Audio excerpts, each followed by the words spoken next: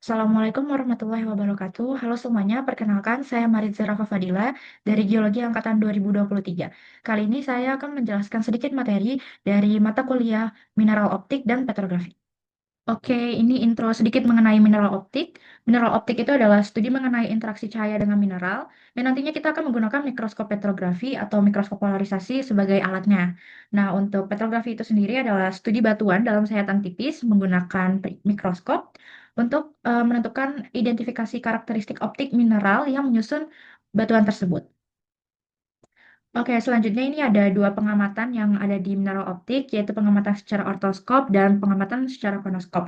Untuk pengamatan secara ortoskop, ini ada dua hal yang paling penting, yaitu PPL dan XPL. PPL itu adalah pengamatan yang hanya menggunakan satu polarisator, jadi dia tidak menggunakan analisator. Sedangkan XPL, dia pengamatan ketika cahayanya itu dipolarisasikan dua kali oleh polarisator dan juga analisator. Sedangkan untuk pengamatan secara konoskop, ini dilakukan menggunakan lensa Betran dengan perbesaran lensa objektifnya itu yang sangat besar, yaitu bisa mencapai 40 kali, untuk gunanya tuh mendapatkan gambar interferensi dari suatu mineral. Oke, ini selanjutnya komponen-komponen yang bisa kita amati melalui PPL dan XPL dari pengamatan ortoskop. Mungkin ini akan dibahas lebih lanjut di praktikum Minop ya. Nah, selanjutnya ini membahas sedikit saja mengenai konoskop.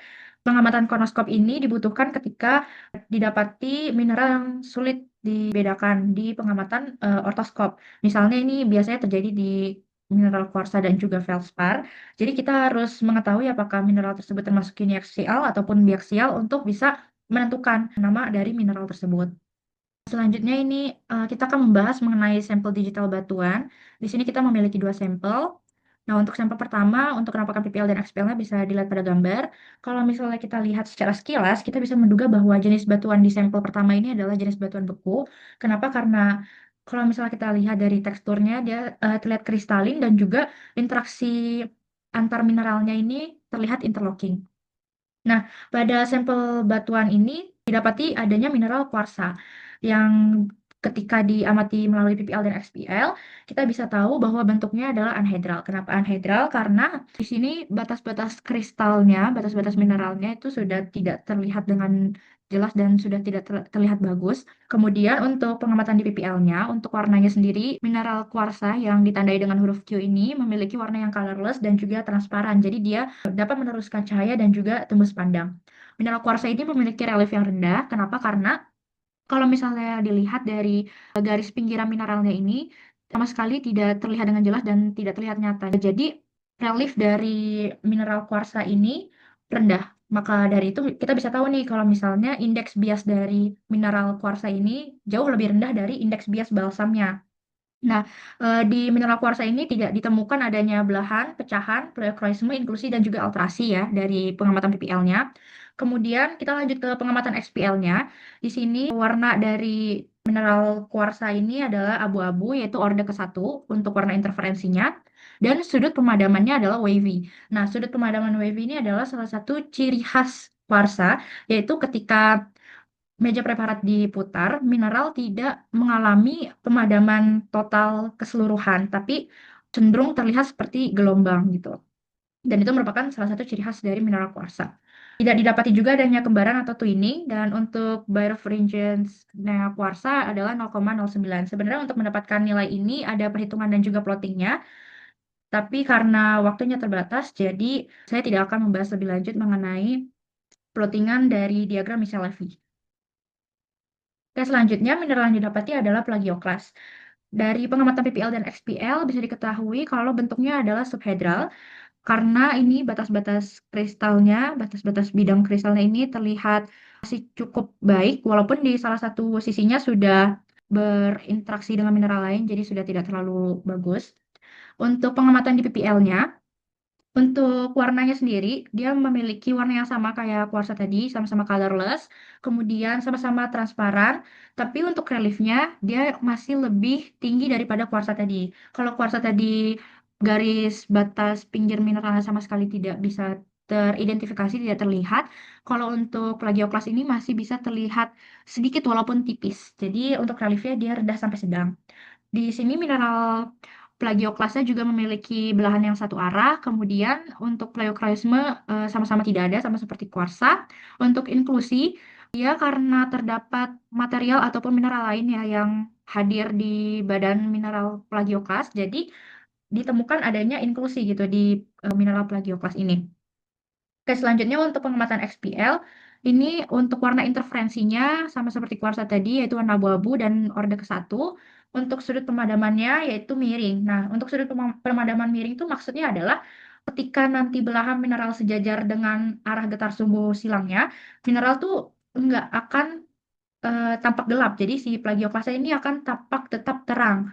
Nah, namun kalau misalnya diputar lebih dari 5 derajat, plagioklas akan mengalami gelap total. Nah, itu yang disebut dengan sudut pemadaman miring. Nah, untuk plagioklas sendiri memiliki twinning atau kembaran, yaitu Karlsbad albit. Jadi dia bentuknya nanti akan seperti kolom-kolom, terus pada salah satu sisinya ada yang terang, salah satu sisinya ada yang gelap. Itu merupakan salah satu ciri khas dari plagioklas. Oke, selanjutnya mineral yang ditemui adalah biotit, yaitu mineral mika. Di PPL dan SPL bisa terlihat kalau misalnya bentuknya adalah subhedral, jadi batas kristalnya masih terlihat cukup bagus, walaupun di salah satu sisinya sudah tidak bagus. Kemudian untuk pengamatan PPL, di biotit ini warnanya coklat, terus ketembusan cahayanya juga translusen. Nah, bisa dilihat perbedaan antara ketembusan cahaya yang translusen dan juga transparan. Kalau translusen, dia dapat meneruskan cahaya, namun dia tidak tembus pandang. Jadi, untuk bentuk dari mineral biotitnya terlihat lumayan cukup jelas, walaupun itu di PPL, daripada mineral kuarsa dan plagioklas yang tidak terlihat begitu jelas. Maka dari itu, ketembusan cahayanya adalah translusen. Untuk reliefnya, dia tinggi karena bisa dilihat banget ini batas mineralnya, ini garis-garis yang di pinggirnya ini kelihatan nyata banget. Jadi reliefnya udah pasti tinggi dan paling tinggi daripada plagioklas kuarsa ya tadi. Kemudian di sini teramati ada satu arah belahan. Kemudian pleochroismenya ada, dia sedang. Jadi pleochroisme ini adalah ketika nanti meja preparat itu diputar, mineral tuh akan mengalami perubahan warna. Kenapa? Karena adanya perbedaan daya absorpsi dari sumbu-sumbu kristal. Jadi nanti biasanya itu pleochroisme itu hadir untuk mineral-mineral yang anisotropik gitu. Nah, kemudian untuk inklusi dan alterasinya di mineral biotit ini tidak ditemukan ya.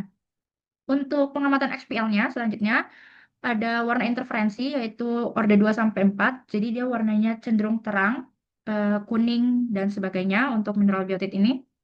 Kemudian sudut pemadamannya adalah paralel. Berbeda dengan plagioklas tadi yang sudut pemadamannya miring, biotit ini memiliki sudut pemadaman yang paralel, yang artinya tuh kalau misalnya belahan mineral tuh tepat sejajar dengan arah getar sumbu silang, biotit ini akan bisa mengalami gelap total gitu. Jadi dia sudah bisa mengalami gelap total ketika sudut gelapan bahkan kurang dari 5 derajat.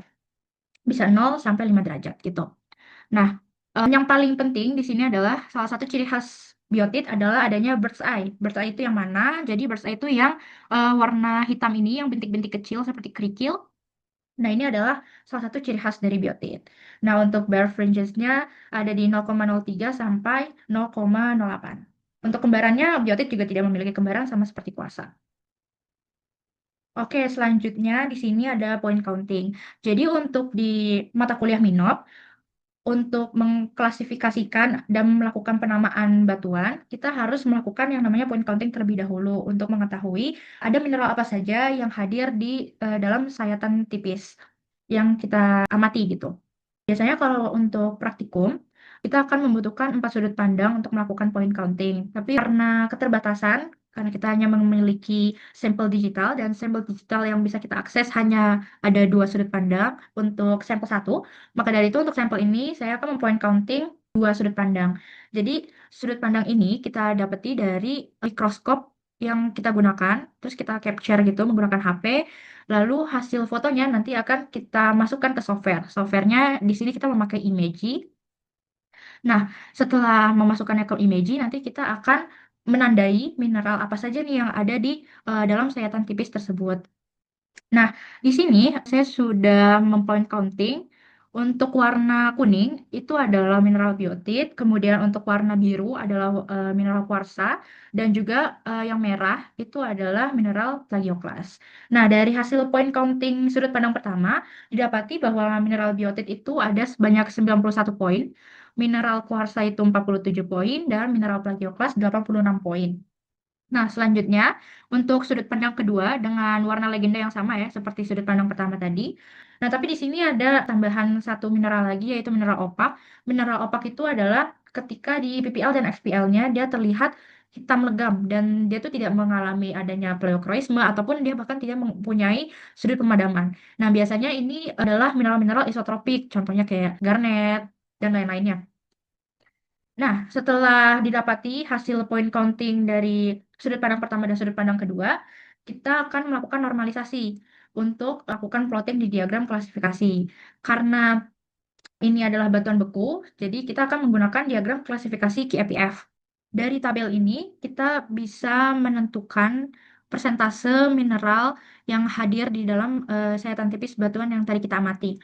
Nah, untuk mengetahui persentasenya tersebut, kita harus membandingkan total jumlah poin mineral di sudut pandang pertama dan sudut pandang kedua dengan total keseluruhan jumlah mineral di sudut pandang pertama dan juga sudut pandang kedua.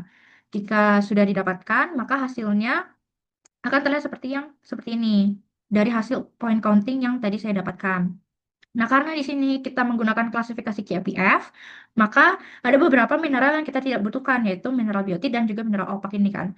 Maka dari itu kita membutuhkan normalisasi lagi untuk QAPF-nya, itu menghilangkan biotit dan opaknya, dan didapati kuarsanya yaitu 52,66% dan plagioklasnya 47,34%.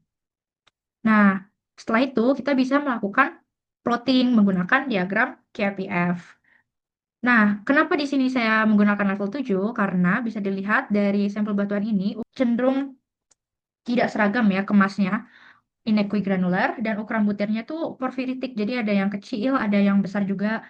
Namun, jika dilihat, mayoritas adalah mineral-mineral yang berukuran coarse. Jadi, kita pakainya yang level 7. Nah, setelah di plotting, dari hasil normalisasi QPF tadi, didapati bahwa nama batuan dari sampel pertama ini adalah granit. Nah, selanjutnya untuk sampel kedua, ini penampakan PPL dan XPL-nya. Yang menarik di sini adalah di PPL bisa terlihat dengan jelas bahwa ada warna-warna biru muda ini. Nah, ini merupakan blue dyes atau kayak pori-pori batuan yang terisi oleh cairan biru. Nah, biasanya ini tuh hadir di batuan-batuan plastik gitu. Jadi bisa kita asumsikan bahwa sampel 2 ini adalah batuan sedimen siliksiklastik gitu. Mari kita buktikan dari penjelasan selanjutnya. Nah, lagi-lagi mineral kuarsa hadir di sayatan tipis ini. Namun bedanya di sini ketempusan cahayanya dia adalah translusen dan juga memiliki relief yang sedang. Bisa kita lihat di sini batas-batas bidang mineralnya ini, garis pinggirnya terlihat lebih nyata dan terlihat lebih jelas daripada kuarsa yang ada di sampel satu tadi ya. Dan di sampel yang kedua ini, hampir mayoritas mineral yang ditemukan adalah kuarsa. Oke, selanjutnya kita temukan adanya feldspar orthoklas. Nah, di sini ini yang merupakan feldspar orthoklas yang ditandai dengan huruf O. Di sini kita bisa melihat dari PPL dan XPL-nya bahwa bentuknya adalah subhedral. Kemudian untuk pengamatan PPL-nya dia colorless dan juga translucent sama seperti kuarsa tadi dengan relief yang sedang. Namun dia memiliki dua arah dengan tidak adanya polykroisme dan tidak ada inklusi dan alterasi. Warna interferensinya di sini abu-abu, orde pertama, dengan sudut pemadamannya yang paralel, dan dia memiliki twinning, yaitu Karlsbad. Jadi kebanyakan dari mineral-mineral feldspar, mau itu orthoklas, ataupun plagioklas, ataupun yang lainnya, dari kelompok feldspar, rata-rata memiliki kembaran atau twinning gitu. Oke, selanjutnya di sampel ini juga ditemukan adanya litik. Litik itu apa? Yaitu agregat atau kumpulan banyak mineral dalam satu butir. Jadi seperti adanya batuan-batuan yang hadir gitu sebagai salah satu fragmen penyusun batuan sayatan tipis yang kita amati. Nah, di sini ada yang dilingkari dengan warna merah. Perlu diketahui bahwa litik ini kadang agak rancu dengan kuarsa polikristalin karena kalau di pengamatan PPL-nya hampir mirip. hampir terlihat seperti bukan satu individual, tapi kayak banyak mineral gitu. Tapi kalau untuk di PPL, nanti untuk mineral kuarsa polikristalin itu akan terlihat tetap seperti satu individual, sedangkan kalau untuk litik dia terlihat memang tersusun oleh banyak mineral. Kalau misalnya kita mengamati dari PPL. Jadi untuk ngecek apakah itu litik atau itu mineral polikristalin, kita harus melalui pengamatan PPL. Juga jangan hanya melewati pengamatan yang di SPL-nya saja. Nah, selanjutnya di sini ada matrix, yaitu butiran yang berukuran sangat halus. Ini biasanya ukurannya itu silt atau clay menurut kalau Wentworth ya, yang mengisi ruang antar butiran. Nah, di sini kan bisa dilihat yang ditandai warna merah, perkumpulan dari sedimen-sedimen halus yang ukurannya sangat-sangat kecil, dan dia tuh ngisi di antara celah-celah ukuran butir-butir lain yang lebih besar. Nah, kemudian ada blue dye. Blue dye ini yang tadi sempat saya mention di awal bahwa dia bisa menandakan adanya porositas pada batuan dan biasanya dia akan mengisi rongga pada butiran sedimen. Nah, selanjutnya point counting dilakukannya sama saja seperti sampel satu tadi, caranya sama aja. Cuman di sini saya bisa menemukan tiga sudut pandang, jadi saya point counting tiga sudut pandang untuk sampel yang kedua. Nah, untuk sudut pandang pertama ditemukan di sini ada mineral feldspar yang warna biru ini, kuarsa yang warna kuning, terus matrix yang warna hijau, sama litik yang warna merah, dan juga blue day yang warnanya magenta ini. Untuk total poinnya ada bisa dilihat di sini. Kemudian untuk sudut pandang kedua masih sama, hadir, tidak ada yang nambah ataupun tidak ada yang berkurang. Ini juga untuk sudut pandang ketiga. Nah, selanjutnya adalah normalisasi. Hampir mirip caranya dengan normalisasi QPF, namun di sini kita menggunakan klasifikasi Petitjohn. Jadi, untuk yang pertama, tentunya kita harus cari tahu dulu persentase per komposisinya itu berapa di dalam second tipisnya. Kemudian kita normalisasi yang pertama adalah kita hilangkan blue dye dulu untuk menormalisasikan Petitjohn. Jadi kita menghilangkan blue dye dan ditemukan hasilnya seperti ini. Kemudian kita normalisasikan lagi untuk mengetahui persentase khusus fragmennya. Jadi kita hilangkan matriksnya. Nah, diketahui bahwa hasil persentase terakhir dari normalisasi fragmen itu kuarsanya adalah 75,68, feldspar 15,58, dan litiknya 8,74. Kenapa normalisasi ini penting? Karena untuk di diagram Petitjohn, di dalam segitiganya hanya dibutuhkan kuarsa, feldspar, dan litik. Sedangkan untuk matriksnya ini hanya dibutuhkan untuk mengetahui apakah dia Arnett, wax, ataukah dia mudstone justru. Oke, selanjutnya kita lakukan plotting. Plottingnya sebenarnya caranya sama aja dengan QRPF. Yang membedakan adalah ini pertama tadi kita sudah tahu persentase dari matriksnya yaitu 4,57% ya. Jadi berarti matriksnya ada di sekitar sini. Nah, karena matriksnya hanya 4%-an, berarti dia ada di dalam Arnett. Nah, karena Arnett kita pakai segitiga yang paling depan ini. Lalu kita tinggal masukkan hasil normalisasi dari fragmen yang 75, 15, dan 8 ini. Ketika sudah diplotting, hasilnya diketahui bahwa nama batuannya adalah Subarcos Arenaites. Gitu. Nah, bisa dilihat juga ini dari teksturnya yang bisa diamati dari sampel 2 ini bahwa grain size-nya ini kemungkinan adalah medium sand dengan matriksnya adalah clay sampai silt. Ini kita berpatokan dengan skala Wentworth.